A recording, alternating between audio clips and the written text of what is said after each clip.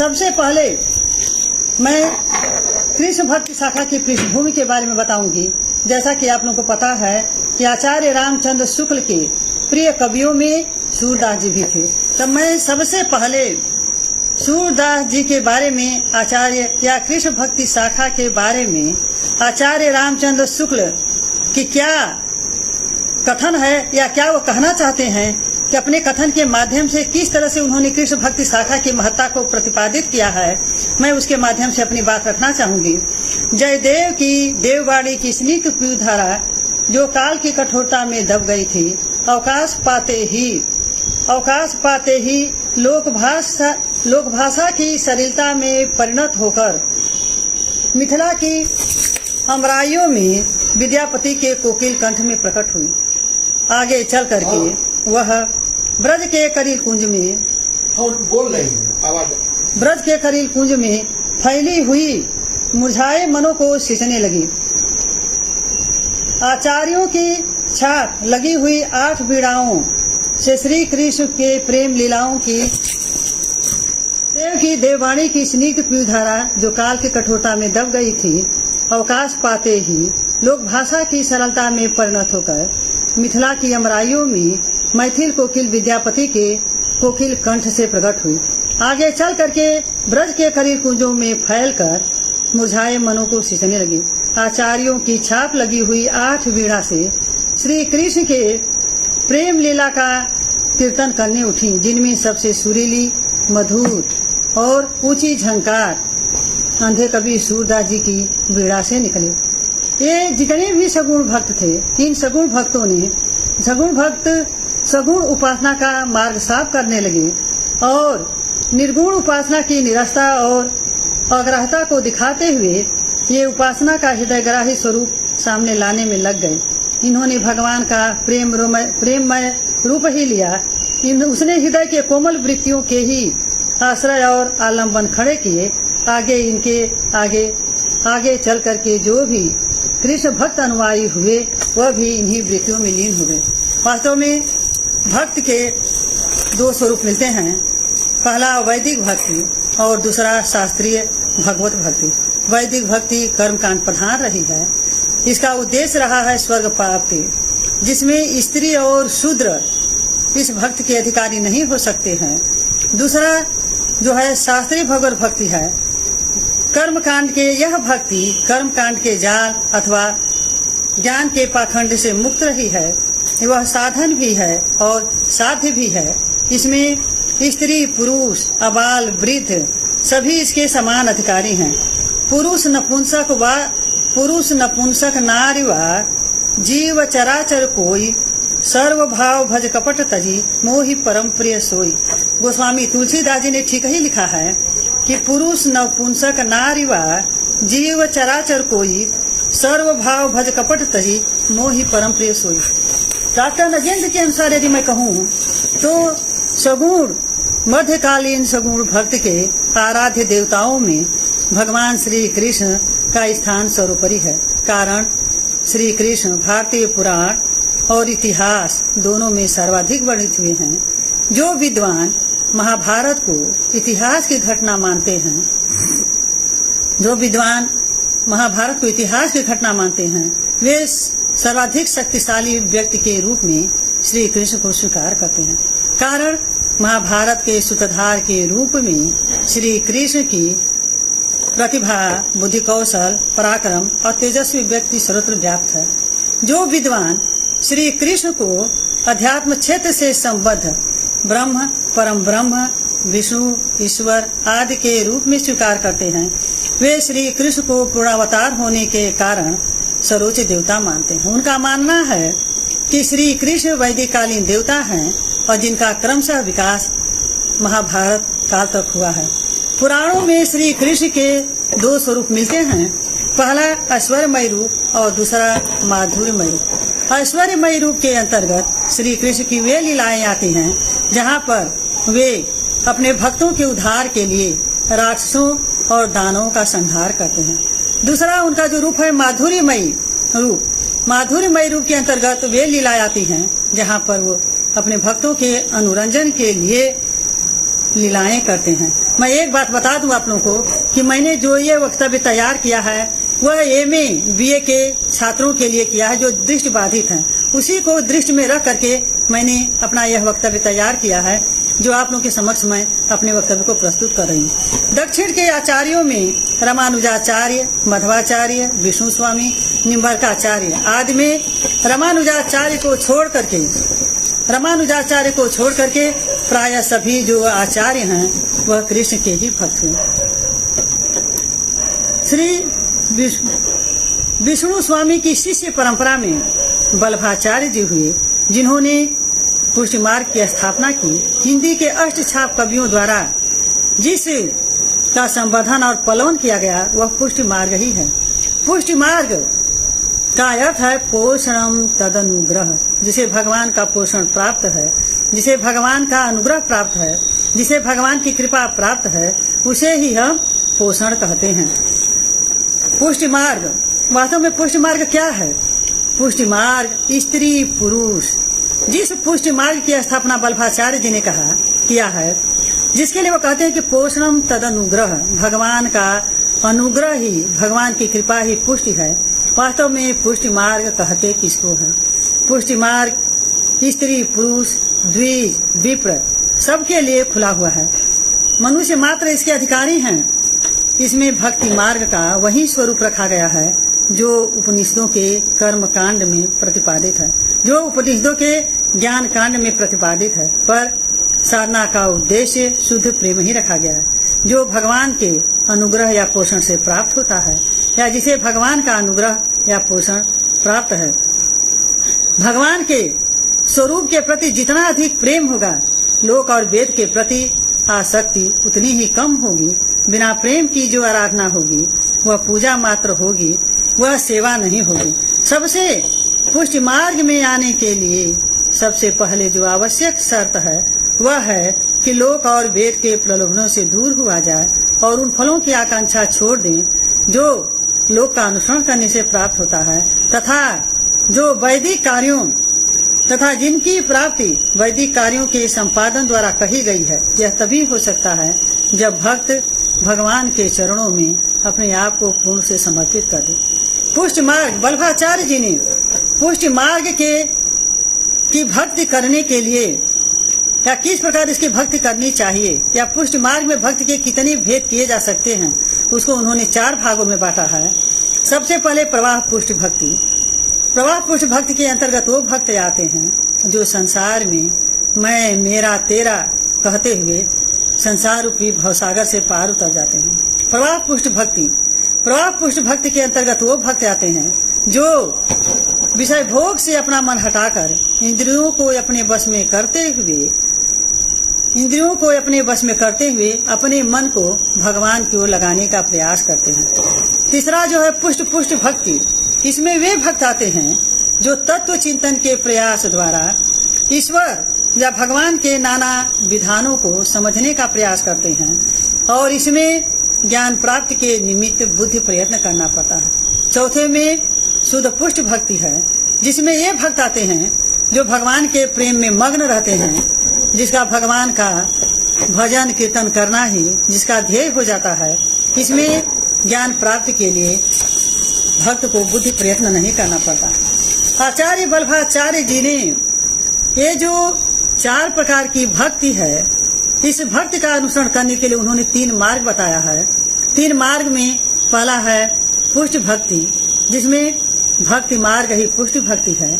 दूसरा मर्यादा मार्ग है, जो वेद द्वारा प्रतिपादित ज्ञान और कर्म के संपादन का नाम ही मर्यादा मार्ग है। तीसरा जो है प्रवाह मार्ग है, जो संसार में रहते हुए भौतिक सुख सुविधाओं को प्राप्त करने के लिए हम प्रयत्न करते हैं। यानी 3 प्रकार के मार्ग हैं। शुद्धि पुष्टि मार्ग, जिनमें भक्ति मार्ग ही पुष्टि मार्ग है।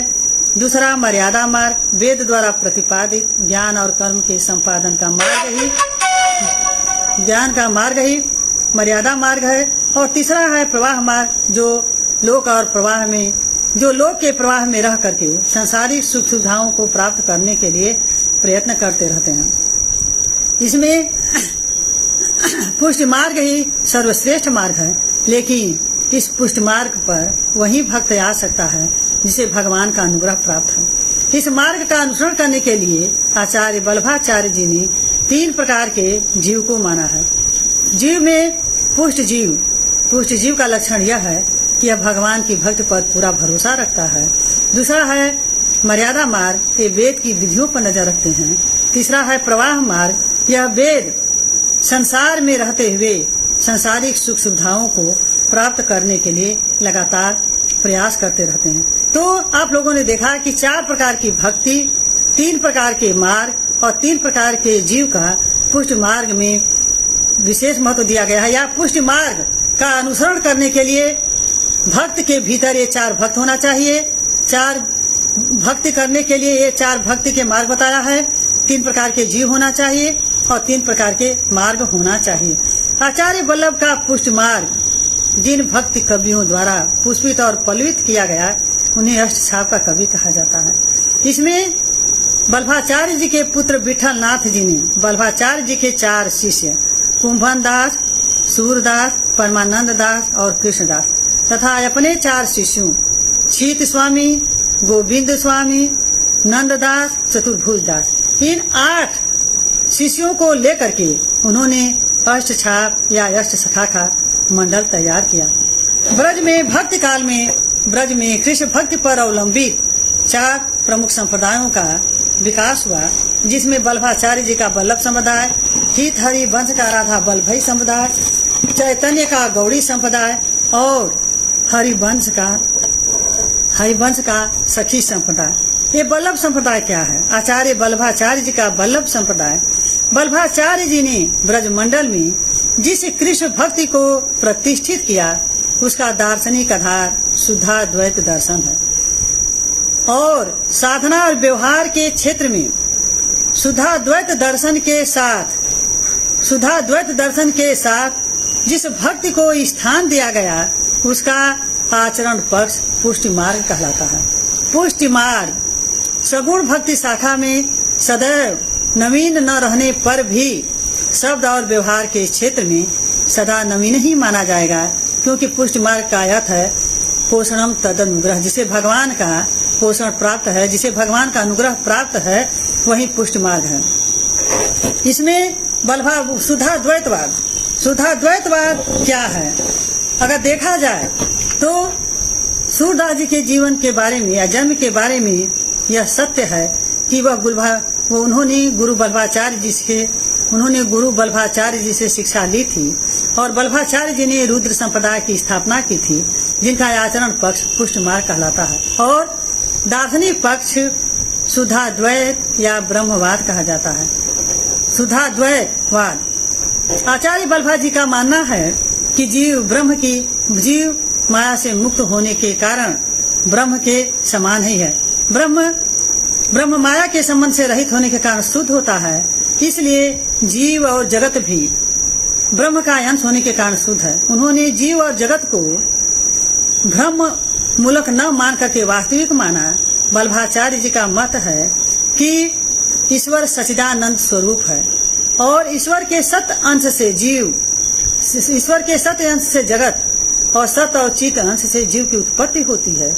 चूँकि जीव और जगत को ब्रह्म मानने के कारण यह शुद्धाद्वैतवाद जो दर्शन है इसे ब्रह्मवाद भी कहते हैं, क्योंकि आचार्य वल्लभाचार्य जी ने जीव और जगत दोनों को ही ब्रह्म माना है, क्योंकि ये दोनों ही माया से रहित होने के कारण शुद्ध हैं। क्योंकि ब्रह्म माया के संबंधों से रहित होने के कारण शुद्ध है, तो जीव और जगत में भी सत और चित्त का अंश है, इसलिए जीव और जगत दोनों को ही उन्होंने ब्रह्म माना है। अष्टछाप की स्थापना 1565 में हुई। वल्लभाचार्य जी ने जिस पुष्ट मार्गी भक्ति संप्रदाय की स्थापना की उसका पल्लवन जिन भक्त कवियों द्वारा किया गया उसे अष्टछाप का कवि कहा गया।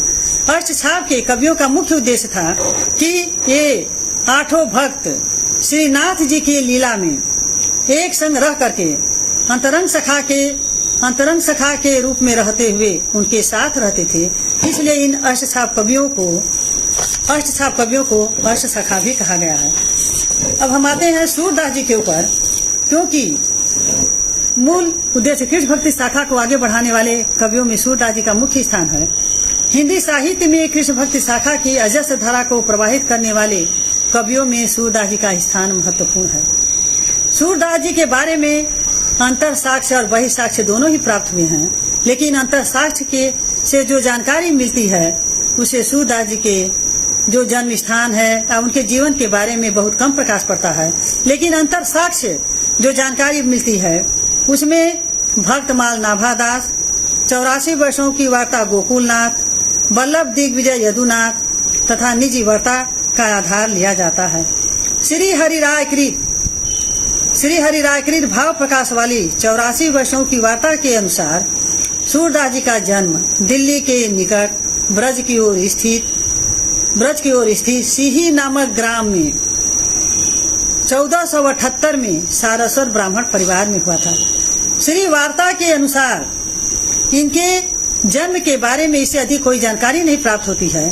श्री वार्ता के अनुसार सूरदास जी के चरित्र का जो उदय है या चरित्र का जो आरंभ है वह गौघाट से होता है, क्योंकि सूरदास जी संन्यास लेने के बाद गौघाट पर ही आकर के निवास करने लगे थे। यहीं पर इनकी भेंट बल्भाचार्य जी से होती है और 1509 या 10 में इन्होंने बल्भाचार्य जी से दीक्षा यानी बल्भाचार्य जी का शिष्यत्व स्वीकार किया, या बल्भाचार्य जी ने सूरदास जी को 1509 और 1510 में शिष्य के रूप में स्वीकार किया। कहा जाता है कि बल्भाचार्य जी का शिष्य बनने के बाद सूरदास जी चंद सरोवर के निकट पारसौली नामक ग्राम में रहने लगे थे। वहीं पर उनकी मृत्यु 1583 में होती है। उनकी मृत्यु पर गोस्वामी विठलनाथ ने शोकातुर होकर के कहा था कि पुष्टि मार्ग का जहाज जात हो, सो जाको कछु लेना हो सो लेव। सूरदास की शिक्षा आदि के बारे में कोई विस्तृत जानकारी नहीं प्राप्त होती है, लेकिन श्री वार्ता के अनुसार सूरदास जी अपने गांव से 4-5 किलोमीटर दूर रहते थे। पद रचना में वहीं पर लीन थे, गायन विद्या में प्रवीण थे, इसलिए भक्त मंडली उनके पद को सुनने के लिए एकत्र हो जाते थे। बल्भाचार्य जी के संपर्क में आने से पहले सूरदास जी के जो पद थे वह विनय और धन्य भाव के होते थे। श्री बल्भाचार्य जी के मिलने के बाद या श्री बल्भाचार्य जी का शिष्य होने के बाद, चाहे श्री बल्भाचार्य जी के शिष्यत्व को स्वीकार करने के बाद सूरदास जी ने विनय और दास्य भाव की भक्ति को छोड़ करके सख्य, वात्सल्य और मधुर्य भाव की भक्ति को करने लगे। सूरदास जी द्वारा रचित 3 ग्रंथों का नाम लिया जाता है, जिसमें सूरसागर, सूरसारावली और साहित्य लहरी। सूरसागर में 5 लाख के करीब पद हैं। सूरसारावली को बहुत से विद्वान प्रमाणिक नहीं मानते और बहुत से विद्वानों का यह कहना है कि सूरसारावली जो है वह सूरसागर के सार के रूप में है। साहित्य लहरी यह सूरदास जी का दृष्टिकूट पदों का संग्रह है, जिसमें अर्थ गोपन शैली में राधा कृष्ण की लीलाओं का वर्णन किया गया है। अलंकार निरूपण और नायिका भेद की दृष्टि से इस ग्रंथ का बहुत अधिक महत्व है। सूर की भक्ति को यदि देखा जाए तो सूरदास जी की मुख्य भक्ति कृष्ण भक्ति है। भागवत पुराण के 10वें स्कंध को उपजीव्य मानकर सूरदास जी ने राधा कृष्ण की अनेक लीलाओं का वर्णन किया है। सूर की समस्त रचना को पद रचना कहना ही अधिक उपयुक्त है। सूर की भक्ति पद्धति का मेरुदंड पुष्टि मार्ग है। भगवान का भक्त पर अनुग्रह ही पुष्टि मार्ग है। पोषण के भाव को स्पष्ट करने के लिए भक्ति के 2 रूप माने गए हैं। पहला साधन रूप और दूसरा साध्य रूप। साधन रूप में साधक को प्रयास करना पड़ता है और साध्य रूप में भक्त भगवान की शरण में जाने के बाद अपने आप को भगवान की शरण में छोड़ करके निश्चिंत होकर बैठ जाता है।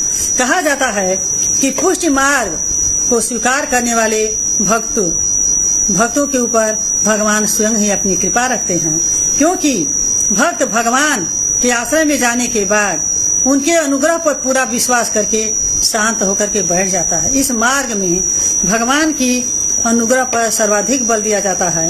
भगवान का अनुग्रह ही भगवान का अनुग्रह ही भक्त का कल्याण करके इस संसार रूपी भवसागर से उसे पार उतारता है। भगवत कृपा की प्राप्ति में सूरदास जी की भक्ति में अनुग्रह पर बहुत अधिक बल दिया गया है। ज्ञान, योग, कर्म और यहाँ तक कि उपासना तक को भी निरर्थक समझा जाता है, क्योंकि सूर्य की भक्ति में या कृष्ण भक्ति शाखा में अनुग्रह पर ज्यादा ध्यान दिया गया है। इसमें सूरदास जी की भक्ति में 4 प्रकार की भक्ति मिलती है। पहला दास्य, दूसरा सख्य, तीसरा वात्सल्य और चौथा माधुर्य भक्ति। दास्य भाव की भक्ति में भक्त बिना किसी माध्यम के सीधे भगवान से आत्मनिवेदन कर सकता है। भक्त प्रभु की वत्सलता को बार बार याद करता है और वह कहता है, प्रभु हो सब पत्तन को टीको, या तुम तजी और कौन पै जाऊं, ऐसे को दाता समर्थ है, जाके दिए अघाऊं, अंत काल तुमको सुमिरन गति, अनंत कहीं नहीं जाऊं। तो इस तरह से भक्त जो है भगवान की भक्त वत्सलता का स्मरण करता है, बार बार उसे याद दिलाता है कि प्रभु हो सब पतितन को टीको। इस तरह से जब हम सख्य भाव की भक्ति पर आते हैं तो पुष्ट मार्ग में सख्य भाव की भक्ति का महत्व इसी से समझा जा सकता है कि अष्टछाप के जो 8 कवि थे उन्हें अष्ट सखा भी कहा गया। यहाँ तक कि सूरदास जी को सख्य भाव का उपासक कहने की परंपरा भी चल पड़ती है, या चल पड़ी है या चल पड़ी थी। वात्सल्य भाव की भक्ति आचार्य वल्लभाचार्य जी ने वात्सल्य भाव की भक्ति को सर्वाधिक महत्व दिया है। उन्होंने कृष्ण के बाल रूप के उपासना की परंपरा चलाई थी। उन्होंने श्री कृष्ण के बाल रूप के उपासना की परंपरा चलाई थी। माधुर्य भाव के अलावा जिस भक्ति के साथ सूर का सर्वाधिक तादाद में हुआ है वह वात्सल्य भाव ही है। कृष्ण के साथ यशोदा का वत्सल भाव ही वात्सल्य भाव का आदर्श है। अब चौथा है माधुर्य भाव की भक्ति। ईश्वर के साथ दाम्पत्य भाव का संबंध ही माधुर्य भाव है, क्योंकि जितने भी आचार्य हैं भक्ति शास्त्र के आचार्यों ने इस भक्ति को सर्वोत्कृष्ट कहा है। उनका मानना है कि दाम्पत्य भक्त प्रेम की सर्वोत्कृष्टता का एक आधार है, क्योंकि इसमें माधुर्य भाव के अंतर्गत दास्य, सख्य, वात्सल्य ये सारे के सारे जो भाव हैं उनका अंतर्भाव हो जाता है। कृष्ण के प्रति गोपियों और राधा का भाव उस तन्मयता, उस प्रगाढ़ता और उस गहनता के स्तर को पहुंचा हुआ चित्रित है कि वह भक्ति साधना का प्रतीक बन गया। तो मैंने इसे कृष्ण भक्ति शाखा की जो पृष्ठभूमि थी उसको मैंने आप लोगों के सामने रखा। अब मैं सूरदास जी की जो भ्रमण गीत है, किस दृष्टि से यह उनकी मौलिक उद्भावना है, किस तरह से उन्होंने किस आधार को लिया और उस आधार को लेकर के किस तरह से अपनी मौलिक प्रतिभा के द्वारा, अपनी मौलिक जो चिंतन के द्वारा, अपना अंतर्दृष्टि के द्वारा किस तरह से उसमें उन्होंने नया किया, इसको मैं अब आप लोगों के सामने रखूंगी। भ्रमण गीत भारतीय साहित्य में ब्रह्म पुराण, विष्णु पुराण, हरिवंश पुराण, ब्रह्मवैवर्त पुराण आदि में कृष्ण प्रसंग तो मिलता है, लेकिन भ्रमण गीत की प्रशंसा, भ्रमण गीत का जो चर्चा है वह नहीं मिलती है। इस संस्कृत साहित्य में सर्वप्रथम इस प्रसंग की अवधारणा श्रीमद् भागवत के 10वें स्कंध के पूर्वार्ध में 46वें और 47वें अध्याय में मिलता है, क्योंकि ब्रह्म पुराण, विष्णु पुराण, हरिवंश पुराण, ब्रह्मवैवर्त पुराण आदि में कृष्ण की कथा तो मिलती है, लेकिन भ्रमण गीत प्रसंग का उल्लेख नहीं मिलता है। संस्कृत साहित्य में सर्वप्रथम इस प्रसंग की अवधारणा श्रीमद् भागवत के 10वें स्कंध के पूर्वार्ध में 46वें और 47वें अध्याय में मिलती है। अब मैं श्रीमद् भागवत में यह कथा किस रूप से वर्णित है उसको आप लोगों के सामने रखूंगी। श्रीमद् भागवत के 10वें स्कंध के पूर्वार्ध के 46वें अध्याय की कथा के अनुसार श्री कृष्ण मथुरा के राज वैभव में घिरे हुए बैठे हैं। उन्हें माता यशोदा और नंद जसोदा, माता यशोदा और बाबा नंद और गोपियों की याद आती है। इसके लिए वो अपने अंतरंग सखा उद्धव को कहते हैं कि अंतरंग सखा उद्धव से बाबा नंद, माता जसोदा और गोपियों का समाचार लेने और अपना समाचार देने के लिए भेजते हैं। उद्धव ऐसा ही करते हैं। उद्धव ब्रज जाते हैं, माता यशोदा और नंद बाबा से मिलते हैं, उन्हें सांत्वना देते हैं और उनके समक्ष कृष्ण के ब्रह्मत्व को या कृष्ण को ब्रह्म रूप में वो प्रतिपादित करते। इतना बस कथा है 46वें अध्याय में। 47वें अध्याय की कथा के अनुसार श्री कृष्ण के अभिन्न मित्र और संदेश वाहक उद्धव को अपने बीच में पाकर गोपियां अत्यंत प्रसन्न होती हैं, उनका आदर सत्कार करती हैं, उद्धव से कुशल क्षेम पूछती हैं और श्री कृष्ण का ध्यान आते ही वे उनकी नुष्णुता के लिए उपालंब देने लगती हैं। कृष्ण की रूप माधुरी, लीला माधुरी, प्रेम माधुरी और वेणु माधुरी की सरस स्मृतियों से भाव विभोर होकर के वह बिलख बिलख करके रोने लगती हैं। उसी समय एक भंवरा आता है और गोपियों के पुंज में वह गुनगुनाने लगता है। चूंकि भंवरा रसलोलुप वृत्त का प्रतीक है, इसलिए गोपियां रूप, गुण और प्रवृत्ति साम्य के आधार पर भ्रमण को माध्यम मान करके कृष्ण और उद्धव दोनों को उपालंब देने लगती हैं। कृष्ण के प्रति गोपियों की इस प्रेम को देख करके उद्धव गदगद हो जाते हैं और उन्होंने भूरि भूरि गोपियों की प्रशंसा की। इतना जो प्रसंग है श्रीमद् भागवत के 10वें स्कंध के 46वें और 47वें अध्याय में है, जिसको सूरदास जी ने लिया है। यदि देखा जाए तो श्रीमद् भागवत के बाद पाली, प्राकृत, अपभ्रंश कहीं भी भ्रमण गीत का प्रसंग नहीं मिलता है। केवल विद्यापति ने भ्रमण गीत प्रसंग पर 3 पद लिखे हैं, लेकिन हिंदी के प्रदीर्घ भ्रमण गीत परंपरा में इस प्रसंग का सर्वप्रथम व्यापक, विकसित और व्यवस्थित रूप देने का श्रेय सूरदास जी को जाता है। सूरदास जी ने 3 भ्रमण गीत लिखे हैं। पहले भ्रमण गीत में 2 पद है, दूसरे भ्रमण गीत में 3 पद है, लेकिन जो आप लोगों के कोर्स में है वह तीसरा भ्रमण गीत है। तीसरा भ्रमण गीत जो है वह 400 पदों का संकलन है। देखा जाए यदि तो सूर का तृतीय भ्रमण गीत कोई स्वतंत्र ग्रंथ नहीं है, बल्कि यह 4 भ्रमण गीत प्रसंग पर आधारित यह 400 पदों का संग्रह है, जिसमें सूरदास जी ने श्रीमद् भागवत की मूल कथा को तो लिया, श्रीमद् भागवत की मूल कथा को तो लिया, लेकिन उस मूल प्रसंग में अपनी मौलिक उद्भावना, कल्पनाशीलता, भावुकता और काव्य प्रतिभा से इस तरह से उसे सजाया और संवारा है। अपनी मौलिक उद्भावना, कल्पनाशीलता, भावुकता और काव्य प्रतिभा से इस तरह से सजाया और संवारा है कि वह प्रसंग सूर की अंतर्दृष्टि और संगीत साधना से समृद्ध हो। काव्य पारंपरिक युग जीवन और भक्ति दर्शन के क्षेत्र में सर्वथा नवीन भाव भूमि पर अधिष्ठित हो गया है। सूर की अंतर्दृष्टि और संगीत साधना से समृद्ध हो वो काव्य पारंपरिक युग जीवन और भक्ति दर्शन के क्षेत्र में सर्वथा एक नवीन भाव भूमि पर प्रतिष्ठित हो गया है।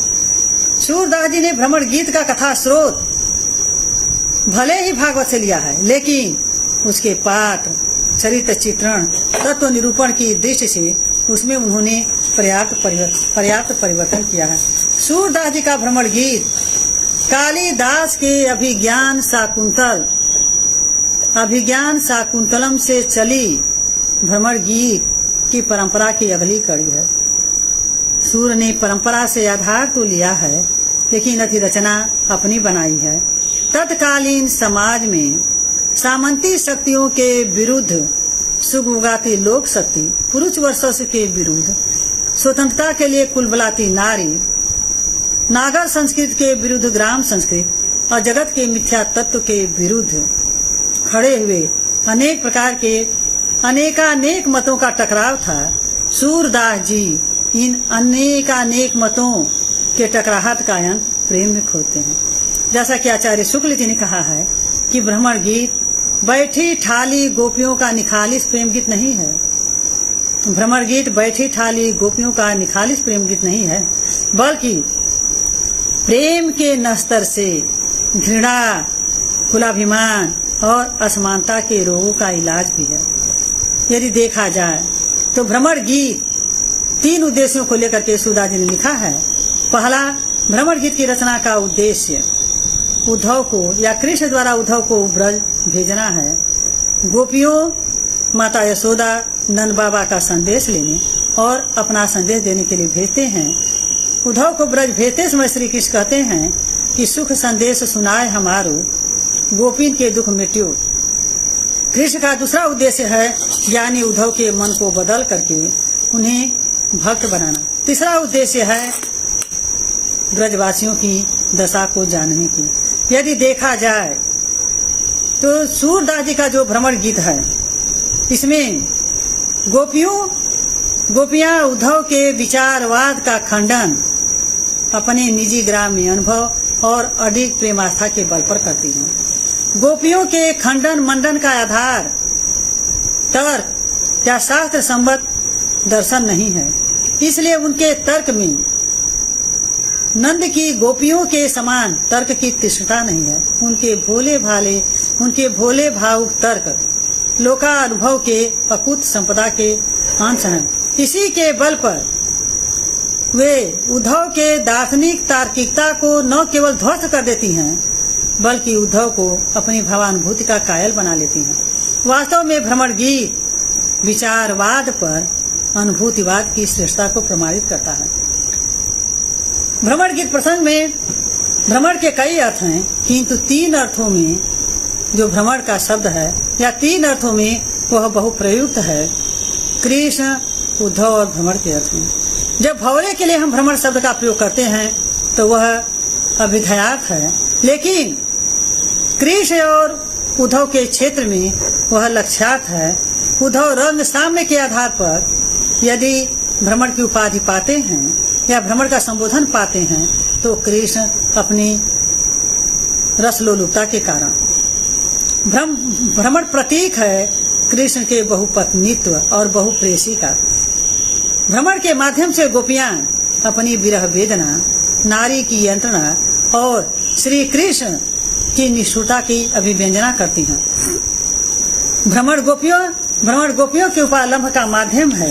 उनकी वचन वक्रता में यदि एक ओर कृष्ण की रसियापन पर खींच भरी उक्ति है तो दूसरी ओर भीतर कहीं गहरे छिपे दुख का स्फुट बयान भी है। इस लिहाज से यदि देखा जाए तो भ्रमर गीत का एक उद्देश्य हृदयहीन रसलोलुप मनोवृत्ति को दुत्कार करके उसके स्थान पर समर्पिता नारी की हार्दिकता और विरह वेदना को श्लाघ्य बनाना। भ्रमर गीत राग रंजित और सार गर्भित रचना है। इसमें विरह के अनेकानेक चित्र हैं और ये नारी मन की व्यथा के अनेक परतों को खोलते हैं। कवि की कुशलता इसमें है कि वह विरह के संदर्भ में कई सामाजिक, दार्शनिक और सांस्कृतिक सवालों से टकराता है और उसका समाधान भी ढूंढता है। इस दृष्टि से उसकी कथा प्रतीकात्मक कथा का रूप ले लेती है और कई अर्थ स्तरों पर वह भाव प्रसार करती है। यदि देखा जाए तो भ्रमर गीत में, सूरदास जी के भ्रमर गीत में विरह के भावों की व्यंजना है। गोपियां जो है इसमें विरह के भावों में भी गोपियों की स्पष्टता, वाक्पटुता, सहृदयता, व्यंग्यात्मकता सर्वत्र सराहनीय है। गोपियां कहती हैं कि उद्धव भली करी तुम आए, ये बातें कही या दुख में ब्रज के लोग हंसाए। देखिए इसमें किस तरह से गोपियों की वाक्पटुता है। वह कहती है कि ये बातें कही या दुख में ब्रज के लोग हंसाए, कि हे उद्धव, ब्रज की स्त्रियां या ब्रज के लोग हंसना ही भूल गए थे। तुम्हारी इस तरह की उटपटांग बातों को सुन करके कम से कम ब्रज के लोगों ने तो हंसना शुरू किया। इसी तरह से ये कहती हैं, उद्धव आज हम बड़ भागी, बिसरे सब दुख देखत तुमको, श्याम सुंदर हम लागी। या उद्धव पा लागो भले आए, तुम देखे जन माधव देखे, तुम त्रय ताप नसाए। उद्धव इतनी कहियो जाए, कहते हैं कि हम जो गोपियां हैं, नंद बाबा हैं, चाहे जसोदा की तो बात छोड़ दो, यहाँ की जो गायें हैं, जो पशु पक्षी हैं, वो भी दुखित हैं। उद्धव इतनी कहियो जाए, अति कृषगात भई है तुम भी, बहुत दुखारी गाय, जल समूह बरसत खियंते, फुकत लीहे नाव। अगर दूसरा पक्ष हम देखते हैं कि उद्धव को श्री कृष्ण ब्रज भेजते हैं, तो भ्रमण गीत रचना का एक उद्देश्य, जैसा कि पहले मैंने बताया कि 3 उद्देश्यों को लेकर के मूल रूप से भ्रमण गीत की रचना की गई है, जिसमें एक उद्देश्य यह भी है कि उद्धव को ब्रज में भेजना, गोपिकाओं, बाबा नंद और यशोदा के सुख समाचार को लेने और अपने समाचार देने के लिए। उसमें गोपियां श्री कृष्ण उद्धव को ब्रज भेजते समय कहते हैं, उद्धव वेग ही ब्रज जाहू, उद्धव वेग ही ब्रज जाहू, सुरति संदेश सुनाय मेटो, बलभिन को दाहू, पथिक संदेशो कहियो जाए, आवेंगे हम दोनों भैया, मैया जन अकुलाए, नीके रहो जसुमती मैया, आवेंगे दिन 4-5 में, आवेंगे दिन 4-5 में, हम हलधर दो भैया, जा दिन ते हम तुमसे बिछुरे, काहू न कहो कन्हैया, कबहू प्रात न कियो कलेवा, साझ न पिन्नी धैये घैया, वंश बेन संहारे राखियो, और अबेर सबेरो, मतले जाए चुराए राधिका, कछुक खिलौने मेरो, सूर्य श्याम पहुँचाए मधुपरी, बहुर संदेश न लिन्हो, या सुख संदेश सुनाए हमारो, गोपिन के दुख मिट्यो। तीसरा उद्देश्य भी है, जब उद्धव के ज्ञान को घमंड करके उन्हें भक्त बनाने के लिए श्री कृष्ण उद्धव को ब्रज भेजते हैं, तो जब उद्धव ब्रज से लौट करके आते हैं तो राधा के बारे में किस तरह से अपनी भावनाओं को व्यक्त करते हैं, उसे देखिए। राधा की दशा का चित्रात्मक वर्णन मथुरा आने पर उद्धव के द्वारा किस प्रकार किया गया है, उसका एक नमूना देखिए। चितदय सुनो श्याम प्रवीण, चितदय सुनो श्याम प्रवीण, हरि तिहारे बिरह राधे, मैं जो देखी दीन, कहन को संदेश सुंदरी, गवन मोतन कीन, बिन देखे मनमोहन मुखरो, सब सुख उनको दीन, सूर हरि के चरण अम्बुज रही आशा लीन। इस तरह से किस तरह से राधिका दुखी है, किस तरह से राधिका को सब सुख है, लेकिन कृष्ण के अभाव में किस तरह से दुखी है, इसका वर्णन उद्धव जो है श्री कृष्ण के सामने करते हैं। सबसे महत्वपूर्ण निगुण का खंडन भी भ्रमण गीत का एक उद्देश्य रहा है। और गोपियां कहती हैं कि निर्गुण कौन देश को वासी, मधुकर हंसी समझाए सौदे, बूझत साच न हासी, को है जनक जननी को कहियत, को नारी को दासी, सुनत मौन हुआ रहियो ठगियो सो सुर सबय मति नासी, रौरे मधुकर मधु मतवारे, कहाँ करो निर्गुण लय को हो, ज्यऊ कान हमारे, सूर्य श्याम को सर्व सर्प्यो, अब कापे हम ले उघारे। तो आप लोगों ने देखा कि किस तरह से सूरदास जी ने एक छोटे प्रसंग को श्रीमद् भागवत से लिया है, लेकिन अपनी अंतर्दृष्टि से किस प्रकार से उसको एक मौलिक उद्भावना को उन्होंने व्यक्त किया है। एक निष्ठ प्रेम का भी वर्णन किया गया है भ्रमण गीत में, जो बार बार गोपियां उद्धव से कहती हैं कि उद्धव मन भय 10 बीसा। एक निष्ठ का वर्णन करते हुए कहती है, जब उद्धव उनके सामने कहते हैं कि तुम निर्गुण ब्रह्म की आराधना करो, निर्गुण कृष्ण को भूल जाओ, उस पर गोपियां अपनी असमर्थता को व्यक्त करते हुए कहती हैं, उद्धव मन भय 10 बीस, एक हुतो सो गयो श्याम संग, को आराध तु ईश, तुम तो सखा श्याम सुंदर के, सकल जोग के ईश, सूरदास रसकन की बतिया, पूर्वो मन जगदीश। या उद्धव यह मन और न होय, पहले ही चढ़ रहो श्याम रंग, छुटत न देखियो धोय, सूर्य श्याम मुखिया ने दिखाओ, जाए निरख करी जय। कहते हैं कि सूर्य श्याम मुखिया ने दिखाओ, हे उद्धव श्री कृष्ण को मुख को दिखा दो, और हम लोग उन्हीं के मुख को देख करके जीना चाहते हैं। इसी तरह से सूरदास जी ने एक गोपियों को एक आदर्श प्रेमिका के रूप में भी चित्रित किया है, जो इनकी मौलिक उद्भावना ही है कि किस प्रकार से, जिस प्रकार से गोपियां श्री कृष्ण से प्रेम करती हैं, उम्मीद करती हैं कि श्री कृष्ण भी उसी प्रेम से, श्री कृष्ण भी गोपियों से उसी प्रकार का प्रेम करें। वो कहते हैं उद्धव से कहती हैं गोपियां, उद्धव प्रीति न मरण विचारे, प्रीति पतंग जरय पावक परी, जरत अंग नहीं टारे, परेवा उड़त प्रीति परेवा उड़त गगन चढ़ी, गिरत न आप संहारे, प्रीति जान जननी सुत कारण को न अपन पवहारे सूर श्याम सो प्रीत गोपिन की कहूँ कैसे निर्वारे। इसमें प्रेम को लेकर के कहती हैं कि प्रीति पतंग जरय पावक परी जरत अंग नहीं टारे। कहें कि पतंग जो है वह प्रेम में जल जाता है, अपने अंग को जब जलने लगता है तो हटाता नहीं। उसी तरह से हम गोपियां भी हैं। सूर श्याम सो प्रीत गोपिन की, कहे कि हम गोपियां भी श्री कृष्ण से वैसे ही प्रेम करती हैं। सब कुछ अब सहने को तैयार हैं। अब श्री कृष्ण को हम अपने से अलग नहीं कर सकते। इसी तरह से उद्धव की योग साधना पर भी गोपियां व्यंग करती हैं और कहती हैं कि हे उद्धव, तुम्हारा जो योग साधना है हम गोपियों के समझ में नहीं आता है। बार बार समझाना तुम्हारा बेकार हो जाता है, इसलिए तुम अपने योग को लेकर के जाओ।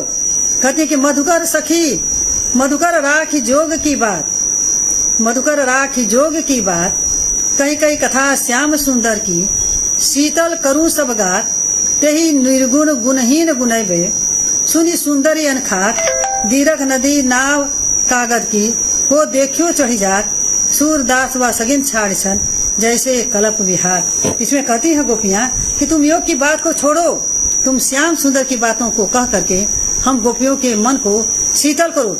अब तुम गुणहीन को गुण युक्त बना करके, गुण युक्त श्री कृष्ण के रूप में श्री कृष्ण श्रेष्ठ दिखा करके हम गोपियों को तुम क्रोध कर रहे हो। इसलिए हे उद्धव, तुम इनको छोड़ करके, क्योंकि श्री कृष्ण के बिना हम गोपियां एक एक क्षण को युग के समान व्यतीत कर रही हैं, इसलिए तुम अपने इस निर्गुण ब्रह्म या जो योग साधना लेकर के आए हो उसके बारे में कहना बंद करो। आगे भी कहती है गोपियां, उद्धव कौन आहि अधिकारी। हे उद्धव, तुम यह भी नहीं जानते हो कि योग साधना का अधिकारी कौन है। लय न जा हुआ योग आपनो, कद तुम होत दुखारी।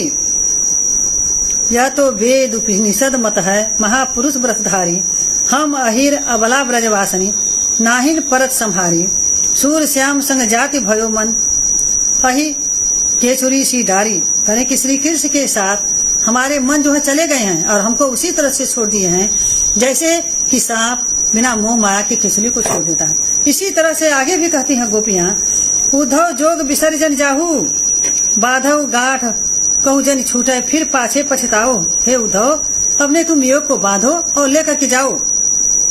हाँ, आगे भी कहती है कि हम तो निपट अहिर बावरी, जोग दीजिए गानी, हम तो निपट अहिर बावरी, जोग दीजिए ज्ञानी, कहाँ कथत मामी के आगे, जानत नानी नाना।